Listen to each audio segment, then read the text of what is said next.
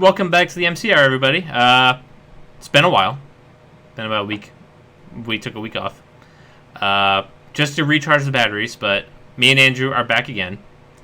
Andrew, how are you? Fantastic, sir. Just living life, man, this last week. You know who's living life right now? You. Brian. Sure that. The almighty Gingerbeard, who we had on pod last week, and maybe the week before, I don't remember, but last episode, the almighty Gingerbeard was here. I'll put a photo right here of him at the Rangers game, staying safe, wearing a mask. I'm not going to comment on the Rangers going full capacity. They're just kind of stupid. But we have a good show for you guys. It's a good mix of baseball and football because baseball did just kick up again. And I've actually gotten back into watching live sports. Like I don't know if I told you this, but from like mid-February through March and early April, I didn't watch a single sporting event. I didn't watch a Bruins game. I didn't watch any spring training. I didn't watch a whole lot of live sports. Like I don't know about you, but like I didn't. Like I just didn't. I mean, I watched basketball here and there. I mean, I watched the March Madness, obviously. I didn't watch that, but I'm just not into college basketball. I mean, yeah, I watched that, but like the NBA is just such a joke. I mean, I'll watch a couple games here and there, but honestly, I was the same way. I mean, I watched spring training. I pretty much just watched spring training here and there, and then I watched a little bit of March Madness, and then that was it. So as baseball's on, now I'll watch like all day. I've watched every Red Sox game except for the one today because we were planning. Right. I was writing the article I was planning, but the Red Sox got the win. They swept the Rays, so we'll touch on that later. But let's just kick out the pod, right? Let's just open it up. Nick Castellanos gets suspended for kind of showboating in that pitcher's face that hit him. What was that on? Was that like Tuesday night, Monday night? No, it was a weekend. I think it was. Was it the weekend? I knew it was against the Cardinals, right? I think it was Saturday. It was Saturday against the Cardinals, right? Yep. So yeah, he got suspended 2 games. He's appealing, so there's no official rule yet. Yeah, just some instant thoughts on that suspension being held out, and then when the Astros cheat, nobody got suspended. Yeah, I mean, you literally just said it. I mean, the fact that Castellanos gets suspended for 1, dude throws at him intentionally, number 1. Then 2... Was it intentional? I think it was, personally. That's just me. They didn't say it was, but I think it was. But even if it wasn't, still threw at him and gets on base ever, scores, and celebrates. It's like, it's a thing. Pitchers, now this has kind of been a problem in baseball, is that pitchers are so soft nowadays. Like, pitchers will strike somebody out, and, you see Trevor Bauer doing the McGregor, the stride, whatever walk he does. Yeah, things like that. So the pitchers can do it, but then as soon as a batter does it, like a bat flip, or he does that, right away, people are like, oh, you need to respect the game, blah, blah, blah, blah. It's like, okay, so that annoys me, but I think it's absolutely stupid he got suspended. Like, there's no point. He just celebrated. Like, who cares? Like, don't throw a wild pitch then. Like, that's your fault. Like, it's his fault he scored on you. And the fact that, again, the Astros got 0 punishment for winning a World Series by literally cheating on camera, and he gets 2 games for that. I think he's going to win the appeal personally, but we'll see. I don't know when he's going to do it. To me, like, he went a little overboard. With the let's go, he knew what he was doing, and justified or not, that's not what I'm here for. Should he be suspended? I don't think so. Not a single punch was thrown. The bench is cleared, but like I don't know if there's like a set standard for like when the bench clears that there has to be a suspension or whatever. But yeah, it was a little overboard. It was a little much. Like we all knew what he was doing. But I wouldn't, if I was the MLB, I wouldn't have handed out 2 games. He didn't hit anybody. He didn't say any profanity. Like, all I saw was, let's go. And then he got held back by whomever. Well, and then he went and talked to Yadier Molina. about the whole situation or whatever. And, like, it all seemed pretty peaceful at the end of it. And a 2-game suspension seems like a lot for something that wasn't very much. Yeah, I mean, you also gotta realize that it's also Yadier Molina, and he's an idiot. So I can't stand that man. I didn't know that Yadier Molina was not respected around the league. He just seems like I don't know everything about baseball, but Yadier Molina just kind of seems like a guy everybody's cool with. I mean, he's fine. Like, I mean, he's probably one of the best defensive catchers, if not the best defensive catcher of all time. But the type of personality he has, he's just an idiot. Like, I respect him. He's an incredible catcher, but he's always just trying to start something all the time. So there's that in it too. It's just a situation. It's like, okay, it's over. Who cares? Like, don't need to suspend the dude over it. Like, oh my god. Yeah. It kind of seems like a proactive commissioner type of move where it's like, you know, let me just suspend him. It's Rob Manfred. We don't suspend guys for cheating World Series just when they yell. Just when they say "let's go" at a pitcher that may or may not have hit them intentionally. Exactly. But that's pretty open and close. I hope he wins his appeal, and I'm sure that news will come out as we're recording because that just seems to be our luck. But we're going to move on to Akeel Baddoo, that Rule 5 pick from the Twins to the Tigers. He's kind of busted the door open for Rule 5 guys, hasn't he? You know, he's walked off twice in his first couple of starts with the Twins, with the Tigers. He walked out twice against the Twins. Yeah. What's your instant reactions to Akeel Baddoo? Because he's kind of just like come off like, oh my god, where the hell was this guy? You know what I mean? Yeah, it's awesome. I mean, especially for Detroit too. I mean, you think about it, Detroit's been just the bottom of the league every year for what, 3-4 years now? In every sport, but go ahead. Yes, basically. But they really haven't been that great of a team, to be honest. And to have somewhat of a star now on their team and a young guy to kind of look at, I mean, that's huge for Detroit. And I think he's, it's still early. It's only 4 or 5 games in. Yeah. But we'll see. I mean, I think he's going to be a good addition. I think that he'll be fun. He's fun to watch. Like, I've been watching some Tigers games, which is like, why would I go out of my way to watch a Tigers game ever? Like, it's baseball. Now it's like, right. But like, it's baseball, but now there's a star in Detroit now. It's kind of cool to have that guy. That's not named Miguel Cabrera. Exactly. I forgot Miggy was still there. I don't know how I'm still playing. But he's under contract until 2024. Right. Shout out to that snow home run, though. That was awesome. That was sick. The snow home run was so dope. Yeah, opening day. Yeah. Didn't know where he was because you can't see the ball go over the fence. That's something you see in a video game. Like, yeah, I mean, dude, that's just the camera work of it all, and like, I'll put a picture of it, right here. It really does look like you took a screenshot of MLB The Show 22. Yeah, that was a thing. People are like, well, first of all, it reminds me of high school baseball because the first 2 weeks we're practicing outside in snow, so that's really fun.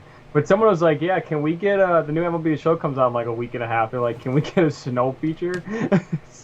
I was like, that would be awesome. If we get a snow feature. There's no snow feature yet? No. I did not. No. I wish. There isn't even rainouts in the game, man. It could be downpouring rain. But, yeah, Akeel Baddoo has been... I mean, just... Like, the Tigers have looked all right. I don't know how much longer they're going to keep it up because they're the Tigers. Normalcy is 20 games below 500 for them. But Akeel Baddoo I feel like he's kind of opened the door for, like, Rule 5 might be taken a little more seriously. And I see it, and we say this every time that a Rule 5 guy actually pans out. A lot of teams don't even take Rule 5 players because I think the rule is you have to keep them on your 40-man or on the major roster or whatever it is. But he seemed to have panned out. Yeah. Like, do you see maybe teams look at Rule 5 a little more seriously after this, or is it too early to call, or... I mean, I guess it's both, if that makes sense, because baseball's just one of those sports, man, where, like, I mean, think about it, he could get hot for 2 weeks and then suck. Right. It's baseball, man. Like, no one knows. So I think it's one a little too early in this to call it, but two, also I like it because it gives more players. I feel like a lot of players don't get that shot to get there. Like sometimes people like in the minors they just need that shot and they'll be fine. So it's kind of both options if that makes sense because who knows? But yeah, it's still too early I think. But I hope he does great. I love the dude. He's a cool guy. And then hopefully, this can give more players a shot. And hopefully the Tigers keep it up because Detroit hasn't had any success in years. No. Like the Red Wings' last Stanley Cup is probably the last time they've had some real success. But yes, let's talk about Texas legend Rougned Odor getting traded to the New York Yankees. Yep. Let me pull up the trade details right here. He was traded for the Rangers. He's traded from the Rangers to the Yankees for prospect outfielders Antonio Cabello and Josh Stowers. And just to give you a little bit of rundown on Rougned Odor, he has a .237 career average with 146 home runs, 450 RBIs, and 7 major league seasons. Last season, he wasn't that great in the pandemic-shortened season. He had 167 for 10 homers and 30 RBIs. And then in spring training this year, he batted .200 with 2 homers and 5 RBIs and 35 spring training at-bats for the Rangers. I feel like this trade was just kind of... we all had a sense that he was going to be packing his bags. Although the Jose Bautista punch, I'll put it on here. Fantastic moment. It's made memes everywhere. You gotta love it. But yeah, what does this Odor trade do for the Yankees? And I'm not really gonna touch on the prospects because it's a little too early to call for the prospects. I mean, I don't think it's gonna like insanely impact the Yankees because he's not that great. You know what I mean? Like he's a decent player. I don't know how much he's going to play, things like that. I mean, it's the Yankees. They got a pretty solid lineup. So, but I don't know. I mean, I get the trade. So, I mean, he gets out of Texas, which is probably a good thing. I mean, you get to leave Texas and go to New York. That's kind of nice. But yeah, I mean, I could see him maybe as like a DH, in the AL. I mean, I don't see him in the field very much, but yeah, like as a DH little hitter. Yeah, he's not taking LeMahieu's spot at second base. No, exactly. So that's why I could see him in like a DH. I could see him as like an every other day DH / like the one game a series guy. And like maybe he hits better against lefties and righties, and you have him against lefty pitchers and DH or whatever. Exactly. So no, I don't think it affects the Yankees too much. I mean, it's the Yankees; they can get whoever they want, Yeah, so. That was explained by getting Corey Kluber and Garrett Cole a couple years ago. Yes, unfortunately. And the Dodgers have become the same thing as we talked about on our first show, the West Coast Yankees. These are the original Yankees that we're talking about here. And but I mean, we'll talk about the AL East later, but you don't see Odor really being that much of an impact on New York. They're not gonna. This isn't a series-changing move or anything. No, I mean it's a decent move. Like I said, for DH / when LeMahieu needs a day off. You know what I mean? But he's not gonna start over anybody or anything like that. So, is there any? Do we have any chance of him punching like Marwin Gonzalez in the face, like? I don't know. That I will never forget that moment. That was so awesome. No, and Joey Bats has like one of the most punchable faces in baseball. Like that's true. He's like next to Bryce Harper. Yeah, literally Odor. He's got like apparently I guess everywhere in Texas like they have like meals named after him now, and like he can eat free at places now that he did that there. I was like, I'd be taking advantage of that. Legend, Texas Ranger legend. Yep, and then there's another trade that happened, actually, believe it or not. This involved your team. Orlando Arcia being traded from the Brewers to the Braves. Just to talk about the details here, he was traded from the Brewers to the Braves for right-handed pitchers Chad Sobataka and Patrick Weigel. And again, just to give you a rundown like he did with Odor, Arcia has a career .244 batting average with 42 home runs, 180 RBIs, and 39 stolen bases. He has signed a 1-year, $2 million deal with the Brewers in December. And just to talk about the two right-handed pitchers that you got, Sobotka. Let's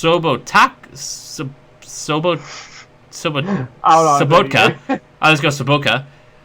27 years old. He has a 5.36 ERA and 61 strikeouts and 50 relief appearances for the Braves over 3 seasons. And Weasel, 26, gave up 2 runs in 2/3 of an inning in his only major league relief appearances with Atlanta last year. Is losing Arcia going to impact you guys in a great amount? Is he going to help the Braves in a great amount? Kind of just give us a rundown on what each team's getting here, and is there any significant change here? So, I mean, at first I didn't really understand the trade, but then while looking at the trade for a while, it's not horrible because I'm trying to find the prospect's name here. We have a prospect coming up. Our best prospect in the Brewers organization, because we really don't have any. Arcia was a good player. Don't get me wrong. I like him. He was a fan favorite, but he couldn't hit the ball at all. Really couldn't hit it. You just got a guy who couldn't hit the ball in Jackie Bradley Jr., but I mean, yeah, he had a homer the other day. So what? How come he wasn't doing that here? I mean, no one on the Brewers can hit. I mean, if you look at the Brewers right now, I think we're leading the league in strikeouts, I believe. I saw strikeouts for or strikeouts against? Just hitting, so strikeouts. Yeah. So, which is awesome. But, however, I mean, looking at this trade, I was looking at one of the Brewers pages I follow. Luis Urias is a shortstop. He's okay. He's got a lot of injury problems, but he's okay for a year. And then we have our best prospect. His name is Bryce Turing. He's going to be a pretty solid shortstop. I think that's why I gave it. Arcia he wasn't making a lot of money, don't get me wrong, but it frees up cap a little bit, and we always need pitching. So it makes sense. There's a lot of Brewer fans that don't get it and are mad, but it's fine. He wasn't that great. He couldn't hit a ball. It's who cares? Now we got pitching. Now we got a prospect coming up this year, so we'll be all right. Yeah, and how's he gonna affect the Braves? I guess is my question. Is he can he provide anything to the Braves? Are they getting somebody that can take them improve them at all? Because they just lost a series to the Phillies, which is brutal. Because I don't think the Phillies are really that good. Yeah, I mean that's tough because he can play short. Second, he's kind of a utility guy. Yeah, he's he is, but not great utility guy. If that makes sense. I mean, shortstop is his main position. He's okay at second. He's okay at third. He's not going to start over Ozzie Albies, obviously. Right. No. I think he's kind of be what's his name, Odor. He's kind of going to be a guy that's going to be. Fill in when he's gonna be a fill-in basically, because he has his moments. He's had some good playoff moments for us, things like that. So he's still got some potential, but I think he's just gonna be a fill-in for the Braves this year. And they gave up 2 pitchers that haven't really done all that much in the majors. So yeah, it's kind of a here you go. Basically, I didn't pay these trades too much mind. But obviously they were kind of big deal transactions. So Odor's still a name-ish. Arcia certainly in your crowd of Brewers fans. For that. But yeah, let's take a look around the league. Again, this is a general league look around. We're gonna take our points from the first week of baseball, and I know that games are being played as we speak. But I don't think one game is going to change a whole lot of our minds on a lot of things that we took notes on. But I'll go first with the first topic here. The Athletics have started 0-6, and they got outscored by the Astros 35-9. Mm-hmm. And again, we don't love the Astros here. I was all for the Angels fans throwing the trash cans on the field. Yeah, I was just about to bring that up. That was incredible, and they're playing before he cheats. by Carrie Underwood. Oh yeah. Which is even. I'm like, dude, I got to go to a game against the Astros because that's amazing. But yeah, what the hell is going on with the Athletics? Dude, I don't know because I like the A's. I mean, the Brewers are my favorite team than the Orioles, but I've always liked kind of the A's as well. They're kind of my brother's like second team that he always watched. So I always respected them. They're a small market team, but I don't know. Like they didn't lose a lot from last year when they made the playoffs. I think they're just starting slow. I don't know what's going on. 0-6 though. Yeah, that's what I'm saying. It's weird because they haven't lost a lot of people. They have almost the same team. You know? Like did Semien leave just this offseason? Yeah, that was like their biggest loss was him. Which he was good, but he wasn't like incredible. Game changer, right? Yeah, he was more a defensive guy, but I don't know. I don't know why they're starting. How do you get outscored 35-9? That's what I don't understand. I don't. In your first series, which is like 3 games. I mean, I don't know their whole like rotation or anything, but I know it's not that bad. Yeah, like I know it's not like great, but there's no way it's like bottom 5 in the league. There's no way it is. Because if they made the playoffs with that rotation last year, there's no way that they're going to be bottom 5. And just to give you an update, they're losing to the Dodgers right now, 3-2 at the bottom of the 7th. They just lost to the Dodgers 10-3 on Monday and 5-1 yesterday. I mean, they're playing the Dodgers right now. Yeah. I mean, you got to look too. I mean, the Astros are still. Zach Greinke gave up no earned runs in their first loss. Actually, that's Astros. I pressed the wrong button. Okay, never mind. Bassett was the opening day guy, and he gave up 3 earned runs, 3 walks. The next day, it was... I don't know, Google's slow. We love technology. Then it was Luzardo, who gave up 8 hits for 5 runs, 8 strikeouts, 5 innings pitched. Sheesh. And then it was... Irvin gave up 7 hits, 4 earned runs, 4 innings pitched. And then the bullpen obviously isn't that great. True. Yeah, those just first 2 games, or first 3 games. I'm not going to run through all of them. I mean, but I was going to say the one factor I guess you can kind of give them is the Astros and Dodgers are like top 4 teams. Oh, God, yeah. They're so, World Series they're contenders. Playing very good teams, but you should be able to win at least one of those. Just one game and not get outscored 35-9. Yeah, you should be able to win at least one of those. But that's just me, so... All right, let's pull up one of your topics. We got... There's the first one off the list. For which one? Come on, you're not scrolling all the way down, are you? No, we'll go. My Orioles. I was looking at the list. I was gonna. And this kind of combines with my Red Sox one too, so we can kind of just go. Yeah. Shout out to the O's, sweeping the Red Sox. Yeah, screw you guys. Actually, didn't expect that at all. I did. I don't know if it was a good or bad thing. But now the Orioles are about to get swept by the Yankees probably tonight, so that's cool. However, it was nice. It was nice to have a little victory as an Orioles fan, a little bit, to have, like people on Twitter on pace to go 162-0. It's like, I mean, yeah, but it didn't happen after that game. So it was nice to have a little victory as an Orioles fan for the year. That'll probably be our only one. So, like, are you guys really like going wild about sweeping the Red Sox? Yes. Yeah. The Red Sox. Our team? The Red Sox. We have a 0% chance to win the division, my guy. 0. We're like 2, so we're not better than you. Hey, that's more than us. We're not that much better than you. Like, I get it, pound your chest. Woohoo, we beat the Red Sox. But, like, come on, dude. We did beat the Red Sox, so suck it. That's, As I'm pounding my chest, I unplugged my headphones so I couldn't hear anything. But, yeah, you guys shouldn't be pounding your chest about beating this team. Although, I will be pounding my chest about beating the defending AL champions, the Tampa Bay Rays. We swept them today. which is crazy.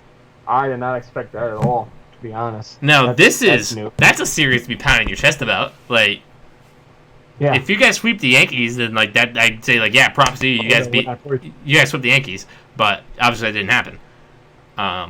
We swept the Rays. They came into Fenway thinking that they were strong. Like, nah, JD Martinez owns y'all, and he did. JD Martinez. The Red Sox, when the Red Sox have it put all together, they're a legitimate playoff team. True. Like, I was really impressed with Tanner Houck in his showings. Mm-hmm. I was really impressed by Martin Perez. I've been really impressed with the bats. Obviously JD, Rafael Devers, Xander Bogaerts, Verdugo. Yeah, this Red Sox team, like they're a fun watch. When they're not getting their ass beat, they're a fun watch. Sounds like the Orioles. Like I predict the Red Sox to be around 500, but like not the good 500. Like how the hell did you get to 500? Right. Like I don't expect you guys to sweep us again when we see you later this week. We'll see on that one. We'll see, buddy. Really? We'll talk about it next week. Yeah. But when do they play again? This weekend. Ooh, okay. I think. Right. No. Like, once we get done with actually we might be playing you guys like on Friday. Like we might have a day off and then we might play you on Friday. But probably. Yeah, I'm not mad at I'm like the Red Sox have been like a calming watch. Like just looking at Fenway at like 3 p.m. when I'm writing an article or whatever, and having the Red Sox game on the side or behind me on my TV. It's relaxing. There's something peaceful about looking at Fenway. I was gonna say, I mean, Fenway is incredible. Don't get me wrong. I want to go, but I was gonna say come on down. In general. I want to go to Fenway. Come on down, dude. I'm hoping. My brother and I are trying. I'm trying to go to Camden first, but then I would. Yeah. However, about the relaxing part, I get it because, like, I have baseball on all the time. Like, I do homework, whatever, and I'll just be like for college, and I'll just be sitting there, and I'll have baseball on. It's just relaxing, dude. Like, I don't know how it's such a relaxing sport. That's why it's my favorite, man. You can just have it. You can listen to it. Like, baseball is the one sport too where I can put it on the radio, and it's the only sport I can listen to on the radio. Basketball is so boring on the radio. Football is awful on the radio. It depends on your broadcast. True. I mean, I don't hate it. Like, I'll listen to games on the radio, but like if I have to, if I'm driving or something. But baseball on the radio is like, I mean, we also have Bob Uecker though, so I mean, we got right. Mr. Baseball this week. But I love baseball. Baseball is just relaxing. It's dope. Yeah, I agree. And hopefully we get you to Fenway at some point here. Maybe after COVID's over, you can take the trip. But I mean, hey, maybe my graduation gift, I can get a little plane ticket to Boston.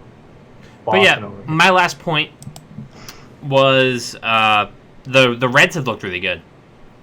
Yeah, I was about to say it. Yep. They started out 6-1. Again, they played the Pirates. Like, who cares? The Pirates. Go Pirates. But I'm impressed with this Reds team, especially without Sonny Gray. Mm-hmm. Yeah. Are you taking the Reds seriously for the NL Central? I mean, after they lost Bauer, man, I was like, they're not going to be on my good. fantasy team, by the way. What's up? On my fantasy team, by the way. Go ahead. So, I mean, I still have the Cardinals winning the division. Me too. But unless the Marlins get hot, because every game I look at the Reds, they're winning like 12-2. It's like, where are they getting? Like, you look at their team, they don't have like that great of a team if you look at them on paper. But somehow, man, they're scoring runs. I don't know what they're doing.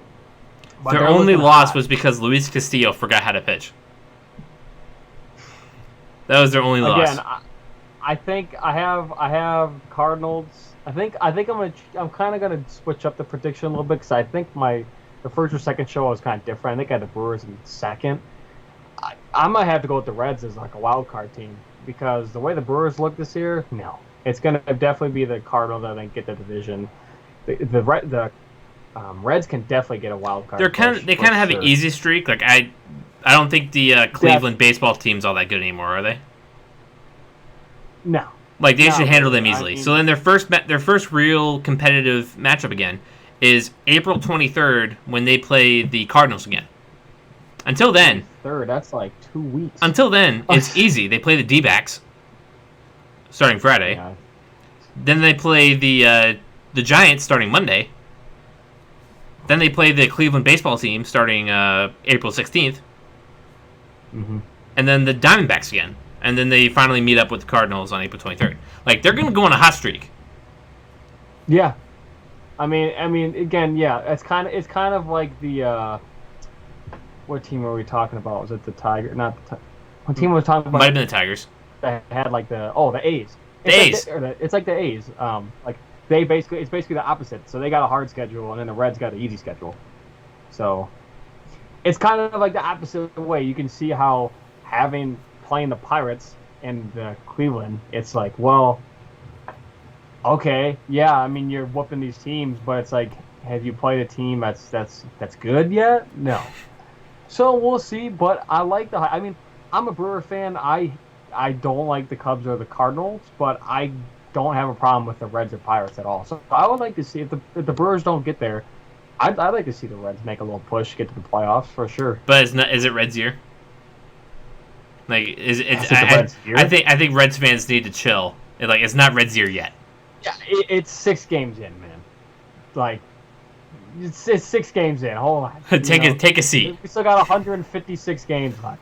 Like, hold on. Again, love to see the Reds in the playoffs. It would be sweet. I've always respected them. I like their, I like the Reds. I want to make a trip to Cincinnati someday. So, yeah, a little too early to tell, but I mean, I'd rather have them win the division than the Cardinals. I'll tell you that much. I'm a Brewers fan.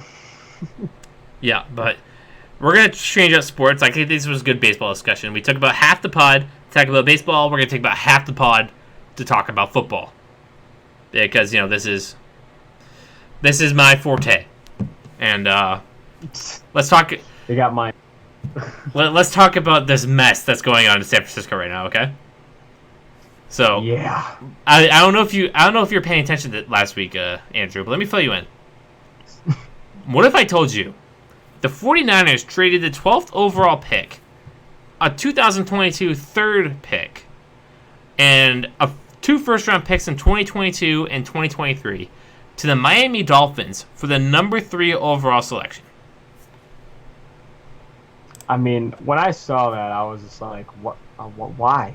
They're getting a quarterback, and I understand. I don't get it. On face value, I understand. Jimmy G, as much as I love him, Jimmy Garoppolo, that's man crush central right there. You said man crush Monday. It's man crush Wednesday, but oh right. yeah, Jimmy Garoppolo, I get it. You know what? You might as well. And I do hold the grudge that they didn't trade Jimmy Garoppolo to us. Mm-hmm. But if you keep listening on this story and how it unfolds, when you think about them trading up to 3, you're thinking, oh, Justin Fields, Trey Lance. What if I told you neither of those quarterbacks are the guy that they're going to take according to Adam Schefter? How would you react? Well, here's the thing. Justin Fields, I don't think anyone. I mean, he's an Ohio State quarterback. I think he's different than most Ohio State quarterbacks. Go ahead. What's up? What'd you say? He's more naturally talented than other Ohio State quarterbacks. That is very true. That is true. But, however, he's not an Urban Meyer quarterback. That is very true. I mean, I like Justin Fields, even though I'm a Badger fan. I hate Ohio State, but I want to see him succeed. If he came to Denver, if we got him, say he lands to 9, I would love to see him come. Or if you trade up to 4. No, we don't need to. We'll get to that later. No, we don't need to do that. Well, yeah. I don't get why they need to. I mean, again, Jimmy G, he gets hurt a little bit, but I understand that it's time to go. I understand. Yeah, I guess. And I do hold the grudge that they didn't trade him to New England if they were going to do this anyway. That's the thing. It's okay, if you're going to draft this quarterback, give Jimmy G a shot to go play somewhere else. Send him to the Giants or send him to somewhere he can play. He ain't coming to New England, man. We were the only team that was offering for him. Like, it was us or nobody. Or come to Denver. I'm fine with him. Jimmy G can come to Denver all he wants. I'll take it. He's not an LA quarterback, but no, the quarterback that they're going to take, the quarterback that the Niners are going to take, is probably quarterback 5 on most boards. Mac Jones from Alabama. Yeah. Just don't get it. Alabama quarterback Mac Jones. Mac Jones. Michael McCorkle Jones. All right. He played at Alabama. He had 3 superstar wide receivers, a superstar running back, a superstar offensive line. Mm-hmm. It's Alabama, man. And if you watch his pro day, he overthrows this ball, and Belichick just looked like he's like, no, not my quarterback. Nope. I saw And that one. this was like shades of like Jimmy Garoppolo overthrowing Emmanuel Sanders in the Super Bowl. Like, this was just like that same thing. And Kyle Shanahan and John Lynch look at each other like, oh yeah, that's our guy. Like, really? Yeah, I don't understand what the Niners are doing. I don't get it. I mean, if they're gonna draft Mac Jones and keep Jimmy G, you're gonna. Well, really they can cut and trade Jimmy G for like no salary cap hits at all next year, so it's whatever. It's just so, they don't need it. They don't need it. But hey, you know what? They're GM for some reason. It's not the quarterback thing that's a problem. It's that they probably could have sat at 12 or traded for like 7 and still got Mac Jones. They don't need to go to 3, unless maybe they're doing. Hey, you know what? I was just thinking maybe this could be a thing. Maybe they draft Mac Jones at 3 and then they trade him for something for a different. I don't know. Who knows? Maybe they do that. Maybe they're. You're wearing some tinfoil hats right now, Andrew. I know I am, but hey, what if Denver's calling up? They're like, hey, I mean, knowing John Elway and our GM, they could be like, hey, get the 3rd pick, get Mac Jones, we'll trade you, give him the 9th pick. Hey, probably way out of proportion, but it's a theory. Who knows? Who knows? That's like Patriots fans level conspiracy theory about how we're gonna trade up to number 1 to get Trevor Lawrence. Like, that's. Hey, what if it happens? You know what? Mark it down. I know it's probably not going to happen. It's probably like 98% sure not going to happen. But hey, we'll see. Yeah, you need to come down a little bit. But yeah, no, just speaking strictly, like if Mac Jones has been their guy since day 1, they probably could have stayed at 12 or traded to like 7 with the Lions who are looking to trade down. No, they go all the way up to 3. Yeah. Which then the Dolphins flip 12 for 6, and they're kind of, chilling. Shout out the Dolphins, man. Yeah, they're just making moves. They really are. Like, this is what they get for like owning the Houston Texans. But yes. Yeah, it's so frustrating. Just like I get it. I get the Niners' thoughts on getting a quarterback, replacing Jimmy Garoppolo, moving on, getting a Shanahan guy. But you're going to get Mac Jones, who probably has a ceiling of Jimmy Garoppolo. His ceiling is what you have now. Yeah, basically. And you're getting him like 5 years younger or whatever, and it's like, cool, whatever. Like, I like Mac Jones. I think Mac Jones is a solid pick at like 12, 15. Like, you're getting a solid quarterback there. Mm-hmm. At 3. When Justin Fields and the upside of Trey Lance is still on the board. Yeah. What the hell? I mean, unless the San Francisco thinks that more teams take a quarterback like Denver, like if we take one, but I don't think we'd even take Mac Jones unless it's really late. But, dude, I don't know. I don't know the theory. I was fully expecting Mac Jones to be the last guy left. Oh, yeah. 1,000%. But 1,000%. Let's talk about another trade, shall we? No. Sam Darnold finally gets the hell out of New York. Thank God. He goes to Carolina, and let me pull up the trade details. The Jets, picking 2nd in the April 29th NFL Draft, traded Sam Darnold to the Carolina Panthers for 3 draft picks, a 2021 6th rounder, a 2022 2nd rounder, and a 2022 4th rounder. Great deal for both sides. Yeah. And now Sam Darnold's surrounded by a team that really wants him. Sam Darnold, he finally has talent. Robbie Anderson, DJ Moore, Christian McCaffrey. Dude, I've loved Sam Darnold since USC. That guy has not been given a fair break in this NFL. Not even a little bit. And finally, he gets his ass out of Adam Gase and the Jets and all of their historic garbage. And New York Jets, baby. And now he plays in Carolina, which, again, that division's basically owned by Tom Brady now. Yeah. He's added to his collection, like, yeah, I'm the captain now. He looked at the rest of the NFC South and, like, you know, that Tom Hanks movie Saving Captain Phillips or whatever. Yeah, he's like, great movie. He's like, yeah, I'm the captain now. Like, Tom Brady's photoshopped his head on that pirate. But Darnold has a real chance to do some success, and the Panthers kept their 8th pick. Now, which is crazy. Hear me out. What if they got, like, Kyle Pitts or Jamar Chase? I could see that.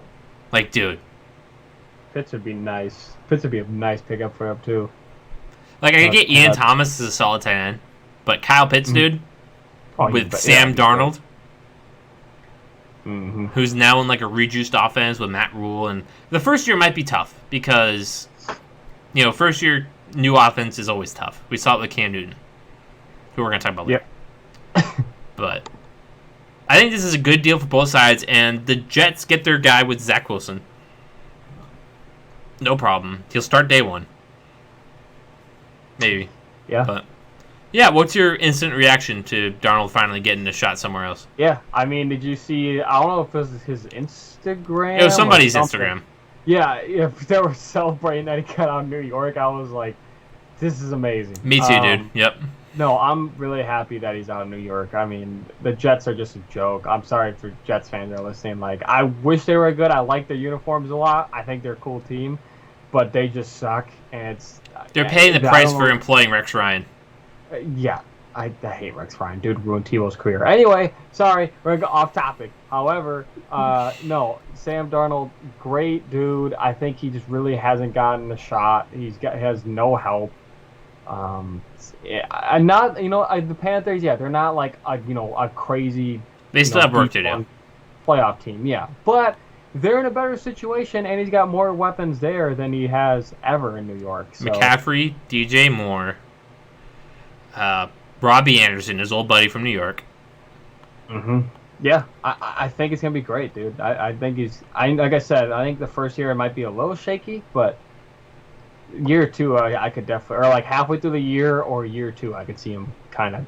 But again, he's on his 5th year option now. Yeah.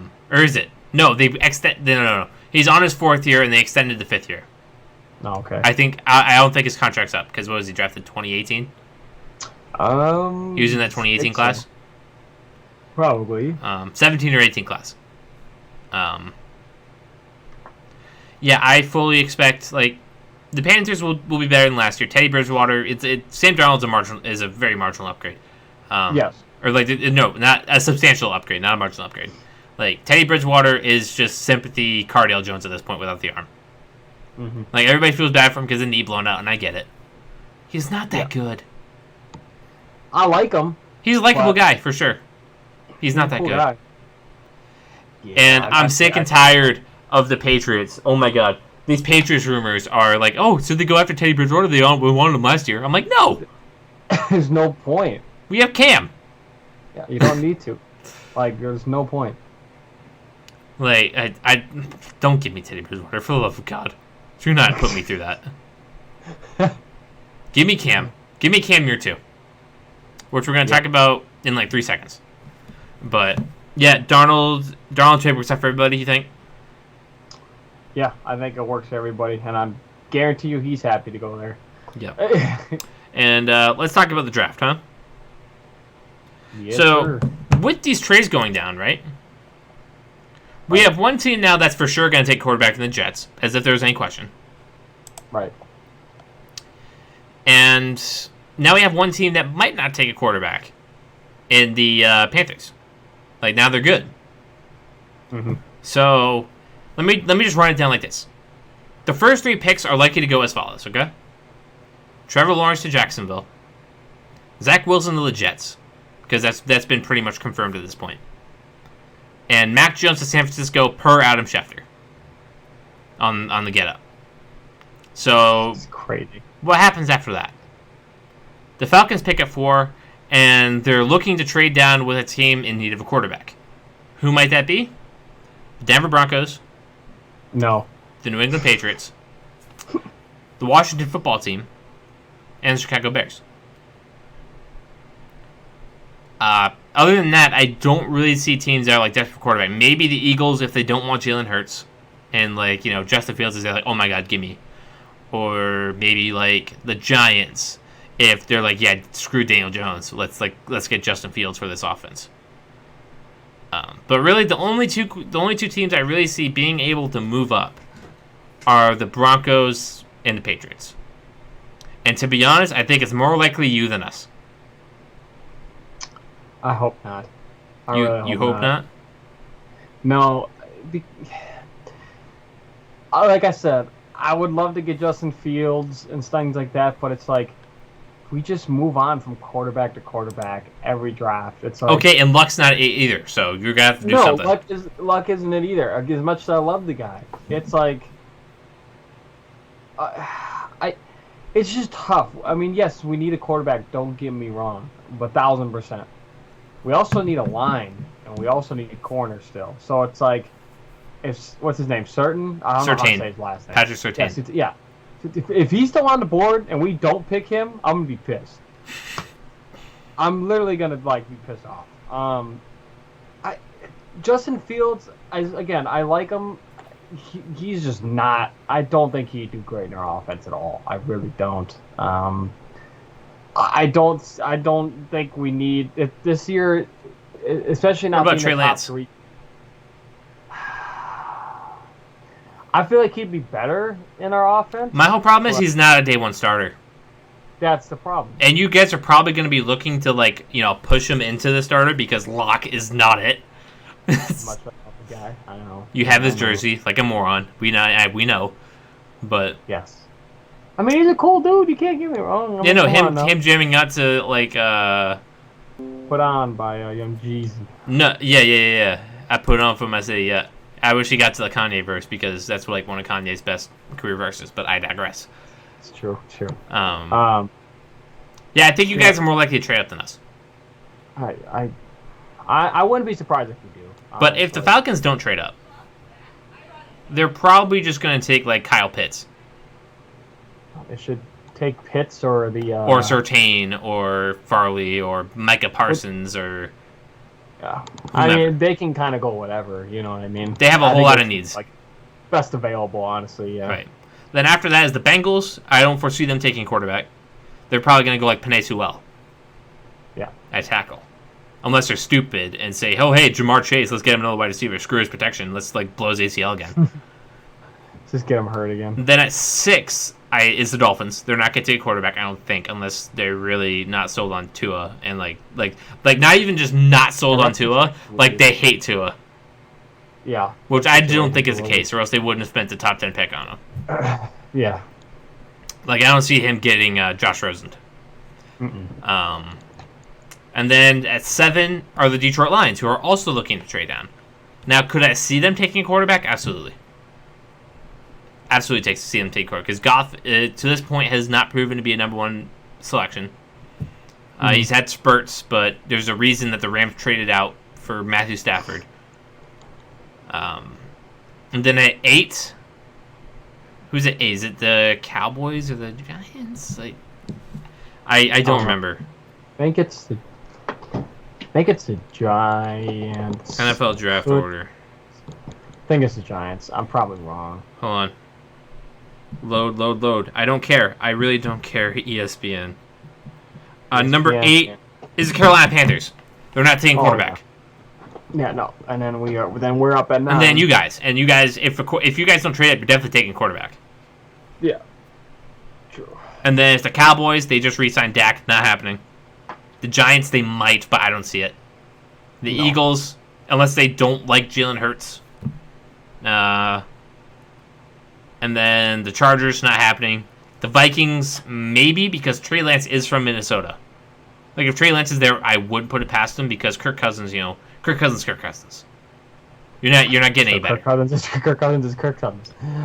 And then it's us. And who knows what Belichick's doing at this point. Belichick's got something up his sleeve, watch. He always does. Like, I don't put it past the Patriots to trade up, but this is a perfect segue into the final segment before we go to the close. The Patriots shouldn't trade up. No. We shouldn't be bending over backwards for a quarterback. No. Here's why. Man, Andrew, you can tell me if I'm insane. I mean, you are, but... Cam Newton in year 2 provides a very good upside for year 2. We added Hunter Henry, Jonnu Smith, Nelson Aguilar, Kendrick Bourne, and Trent Brown to the offense. And we didn't really lose much on the offensive side of the ball. We brought back James White, our best pass-catching running back. Like, this offense has only gotten better on all phases. Like, we get rid of Marcus Cannon. So now our offensive line goes Isaiah Wynn, Michael Owenu, David Andrews, who's a top 15 center, top 10 center in the league, Shaq Mason, who's fine, and Trent Brown, who is, when he's on, he's on. Like, you saw him in the 2018 season with the Patriots. Like, he was electric. Absolutely. He, pretty much shut down Aaron Donald in the Super Bowl when he was lining up on his side. Yeah. And then, on the wide receiver front, it's still not great, but Nelson Aguilar is a fine addition. Like, Nelson Aguilar finally carried his case to the dropsies. Yeah. And then Kendrick Bourne, I think, is a solid slot guy. He can make some plays. He was like Jimmy G's go-to guy in short yardage. And then, obviously, Jacoby Myers stepped up huge last year. Julian Edelman, if he comes back and can kind of put his season together, I have full faith in him in being somewhat successful. And then, after that, it's Akeel Harry, who I hope gets traded because he sucks. But ASU. Do the Patriots really need a quarterback? Like, are we? No. Like, I know that Cam Newton wasn't good last year, but would any quarterback on the Patriots, like, if you put Patrick Mahomes on the Patriots, like, is he going to the Super Bowl? No. He's not. Probably not. He's throwing sideline to sideline every single play. Like, Cam Newton was throwing sideline to sideline every single play because nobody was getting open over the middle. We had no tight end usage. We were bottom of the league in every single tight end category. We were either 30th, 31st, or dead last. That's awful. And our wide receivers, we were forcing Jacoby Myers to go deep, and that's not something he does. Demir Byrd was our only, legit deep threat, and Demir Byrd, I love him. He was really solid last year. He's not a wide receiver 1. No. He's a nice rotational guy. And then, obviously, we didn't have Julian Edelman. He was hurt. And then Akeel Harry, who was a bum. You really don't like that, man. I don't. And our offensive line was the best part of our team last year. Of our offense, excuse me. Mm-hmm. And our run game is still there. Damian Harris, Sony Michel, as much as I think he's a bad first-round pick, he's okay. Yeah. And then, obviously, James White comes back. Legend again. Cam Newton, I feel like we should give Cam Newton another shot. Yeah. I feel like Belichick was right to give him another shot. Like, who are Patriots fans to question Bill Belichick? You know what I mean? You can't. 6 Super Bowl rings. 9 Super Bowl appearances. He won, 18 out of 20 possible division championships. Yeah. Who are you to question this man? And Cam Newton had the hardest job in the league last year. He caught COVID at the worst possible time. He had no usage of his tight ends or wide receivers. What do you want him to do? It's a miracle that we didn't go 0-16, but our defense was that effing good. And I have an article coming out tomorrow that you can probably watch as you listen to this podcast. That these are some guys that I would rather take than a quarterback. Obviously, if Justin Fields falls to us or Trey Lance falls to us, take him. It's not too often you get a first-round talent quarterback. And Cam Newton is a perfect role model to kind of sit behind for either Fields or Lance. Mm-hmm. But should we really trade up to 4? No. Like, can we please give up Don't this need pipe dream? Like, please? Can we just give Cam Newton a fair chance? That's all I'm asking for you boomer Patriots fans who hate Cam Newton. And I know why, and I'm not going to say it. I know why you guys hate him, but I'm not going to say it. Can we just give him a shot? Is that so hard? Give him a shot. Can we give Cam Newton one shot? And don't count last year. For the love of God, don't count last year. Last year was a mulligan on all respects. And even in the games that Cam Newton, was in a position to win, he almost did. Or he did. Yeah. The Houston game, he almost won. But if it wasn't for, Akeel Harry having dropsies, we might have won that. We might have won that Denver game. Nah. We might have won that Denver game if, Cam wasn't coming off of COVID. We would have beaten the Chiefs last year in week 4, whatever it was, if it wasn't for COVID. And I can go on and on and on. Like, seriously. Like, Cam Newton was not given a fair chance in New England. And he will never be accepted by Patriots fans because, 1, he's not Tom Brady. And 2, the other reason I'm not going to say. And I know you know what that is. Yeah.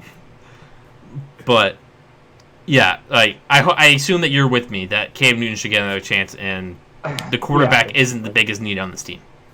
Yeah, they got to give him, another shot for sure. Plus how last season was anyway, just like around the He didn't have a real offseason to study the playbook. Exactly.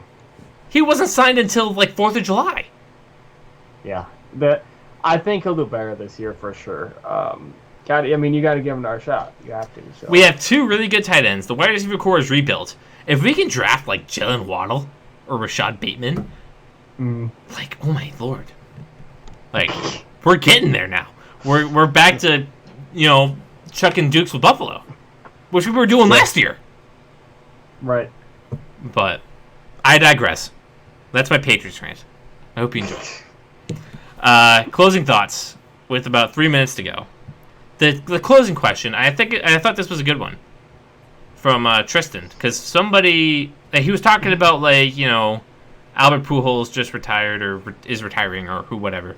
And, we see his legends come and go. The question is, which sports retirement impacted us the most personally? And there's a whole lot of names you can mention. I could just name, Peyton Manning was one of the biggest retirements of our generation. But that didn't affect me personally. I was a Patriots fan. I was like, woo! He retired on my birthday, and I was like, let's go! Best birthday gift ever. Finally, Satan Manning gets off my TV. But I'll let you go first. Drop your which retirement affected you the most? Number 1 is Caleb's gonna hate me here, but Derek Jeter. Noma was better. Nope. Yeah. He's just the way he played baseball and how I kind of modeled the game, how I played after him, and he's my favorite player growing up who was not a Brewer. So it was tough seeing him be done. Especially I'm not even a Yankees fan, but I wouldn't have you on this podcast if you were. I didn't really hate the Yankees when he was there, but now I really hate them. So so Jeter was tough. It was a tough retirement.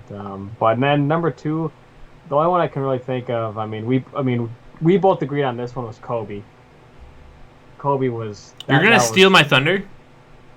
I thought, because I agreed with you, so I had to do it.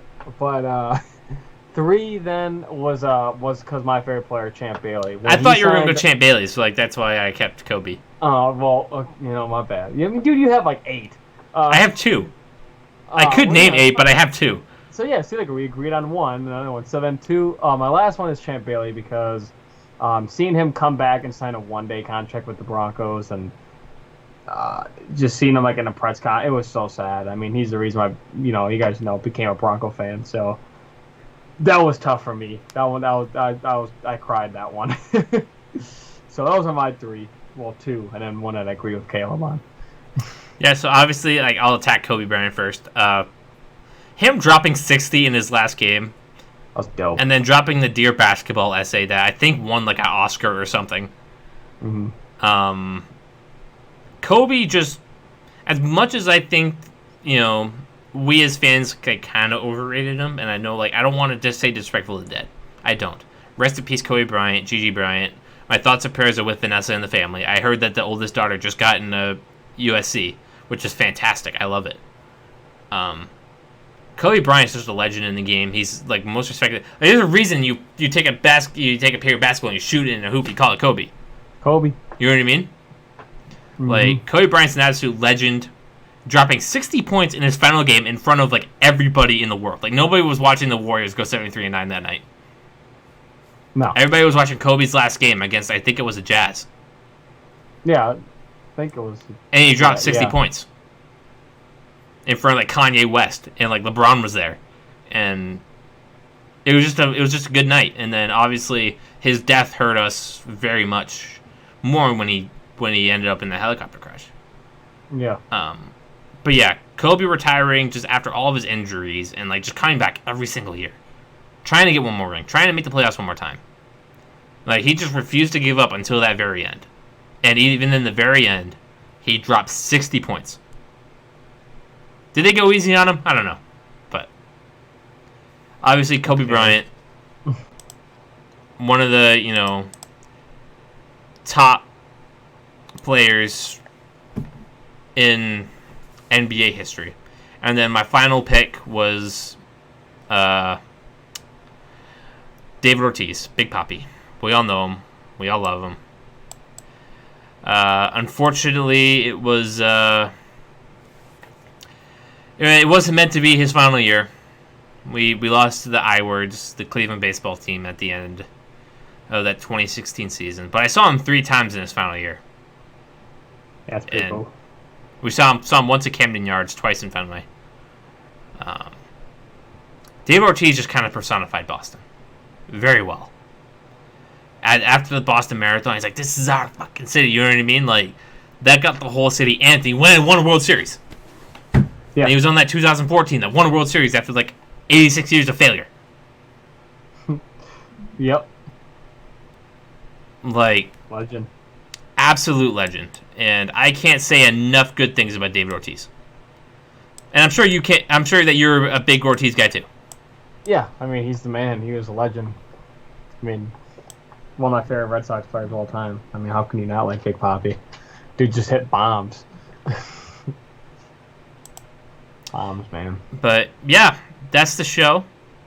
Thank you guys for watching with us here. It's been fun, and I'm really happy to be back. Yeah, man. You're happy you're not dying. And I'm happy I'm not dying. But this has been the Emcee Hour. I'm your host, Kaleb MC, with Andrew. We'll be back at you next week.